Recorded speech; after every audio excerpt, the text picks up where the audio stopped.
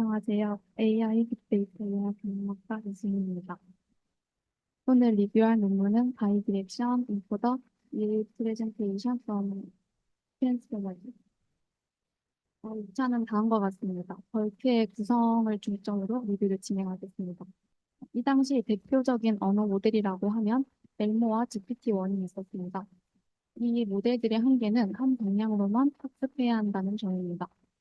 다음 단어를 생성해야 하는 문제의 경우 GPT와 같이 한 방향으로 입력을 받는 학습 방법이 유리합니다. 하지만 대부분의 NLP 문제는 이보다 더 긴 콘텍스트를 이해하고 대답하는 능력이 필요합니다. 이를 위해서 양방향으로 문맥을 추출하는 방법이 더 유리하다고 버트의 저자들은 주장합니다. 버트의 학습 단계는 프리트레이닝과 파인튜닝 과정으로 구성됩니다. 프리트레이닝을 진행하고 특정 태스크에 대해 벌크를 여러 배로 복사해 트랜스퍼 러닝을 진행하게 됩니다. 즉, 프리트레이닝 모델이 기반이 되는 것입니다.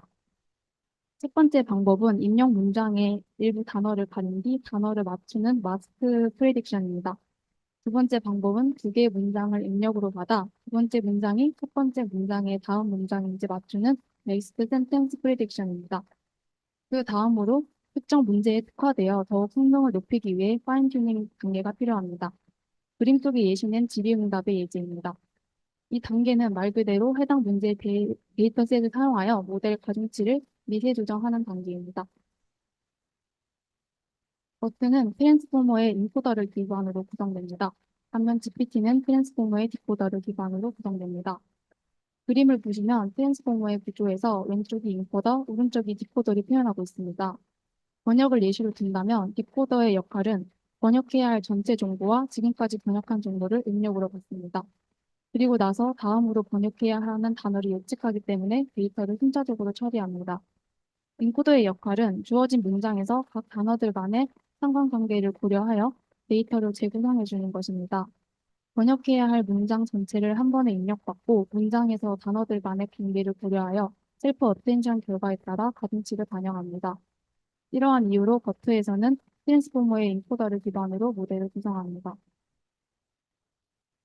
버트의 인풋 리프레케이션은 그림과 같이 세 가지 인베딩 값의 합으로 구성됩니다.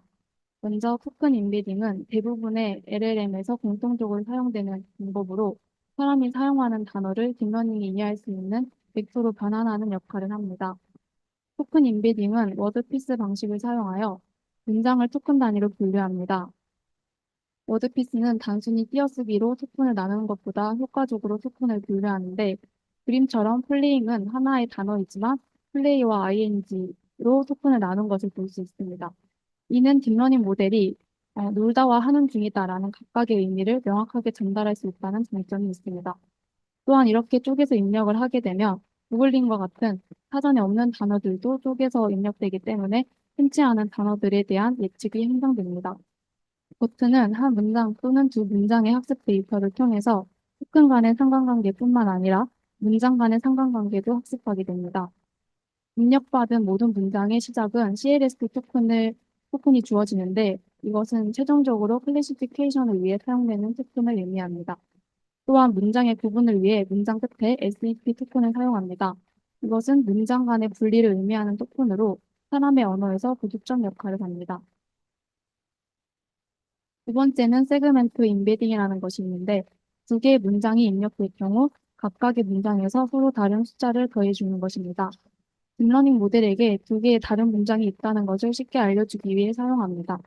첫 번째 SEP 토큰까지는 A, 그리고 그 후 토큰까지는 B로 표현하여 각 문장들을 구분한 것을 볼 수 있습니다. 마지막으로 포지션 인베딩입니다. 토큰들의 상대적인 위치 정보를 알려주는 역할을 합니다. 트랜스포머는 입력 데이터의 순서를 고려하지 않으므로 순서를 구분해주기 위한 포지셔널 인코딩이 필요합니다. 이 인베딩 또한 트랜스포머와 동일한 방식으로 적용됩니다. 이렇게 각 인베딩들의 특성별로 모두 더하여 버트의 입력 벡터로 사용하게 됩니다. 지금까지 버트의 전체적인 구성에 대해 살펴보았습니다. 이제 버트 논문의 핵심 부분 중 하나인 프리트레이닝 방법에 대해 살펴보겠습니다. 첫 번째 프리트레이닝 방법은 마스크드 LM입니다. 입력 문장의 일부 단어를 지우는 작업입니다. 지운 문장을 모델에게 입력해주고 지어진 단어를 예측하도록 하는 것입니다. 이때 전체 문장의 15%를 마스크로 바꿔주는데 버트가 마스크 토큰에 대해서만 실제 단어가 무엇인지 예측하도록 학습하는 것입니다. 이 말은 마스크 토큰이 아니면 예측할 수 없다는 뜻이기도 해서 약간의 트릭을 추가하여 약 15% 중 10%는 랜덤 토큰으로 바꿔줍니다. 예를 들어서 I have a pen이라는 문장에서 I have a wallet으로 바꿔주는 것입니다. 나머지 10%는 마스크 토큰으로 변환하지 않고 그대로 사용합니다. 즉, 모델 입장에서 정답을 보고 정답을 맞추는 셈입니다. 이러한 방법을 통해 버트는 꼭 마스크 토큰에 대해서만 단어를 예측하는 게 아님을 알게 됩니다. MLM을 수행하며 버트는 문맥을 파악하는 능력을 길러내게 됩니다. 두 번째 프리트레이닝 방법은 넥스트 센텐스 프리딕션입니다.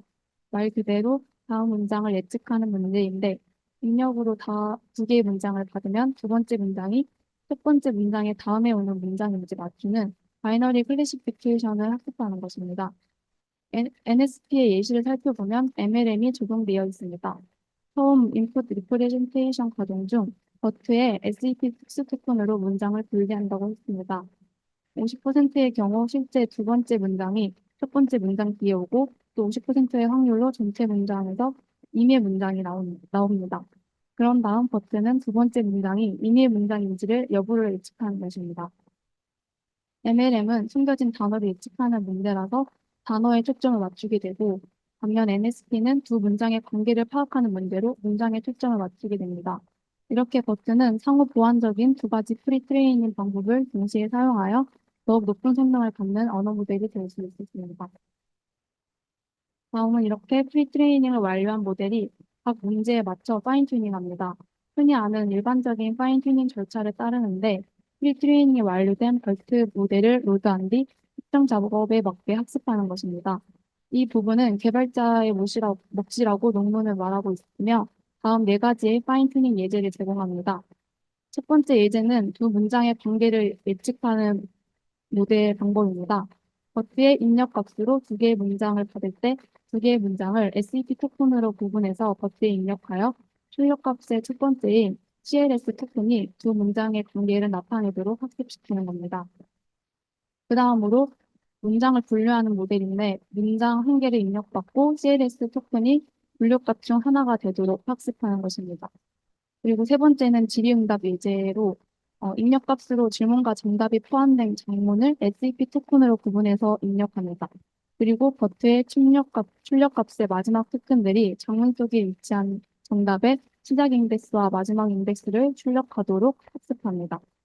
마지막은 문장 속 단어를 태깅하는 예제로 각각의 입력 토큰에 대해 출력값이 있기 때문에 이 출력값이 원하는 태깅을 출력하도록 학습시킵니다.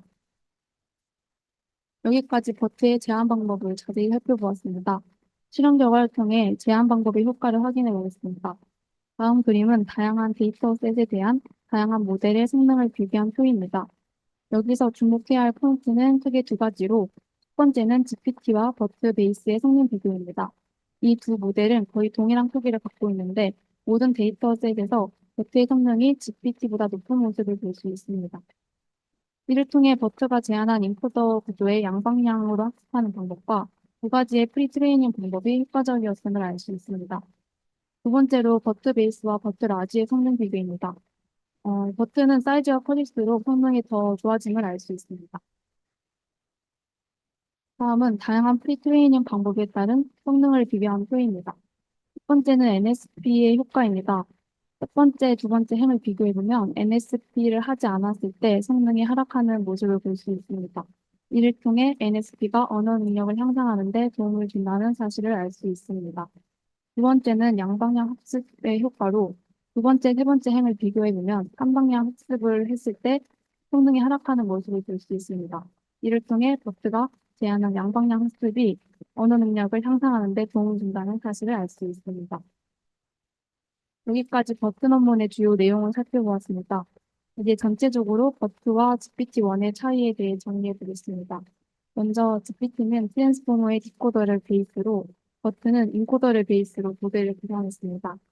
학습 방법으로는 GPT는 다음 단어를 예측하며 프리트레이닝을 수행했고, 버튼은 마스킹된 단어를 예측하는 것과 두 문장을 입력받아 관계를 예측하는 두 가지 방법을 사용했습니다. 데이터 처리 방식에는 GPT는 한 방향으로 데이터를 처리하고, 버튼은 양방향으로 데이터를 해석합니다. 버트는 자연어 처리 분야에 큰 변화를 가져왔습니다.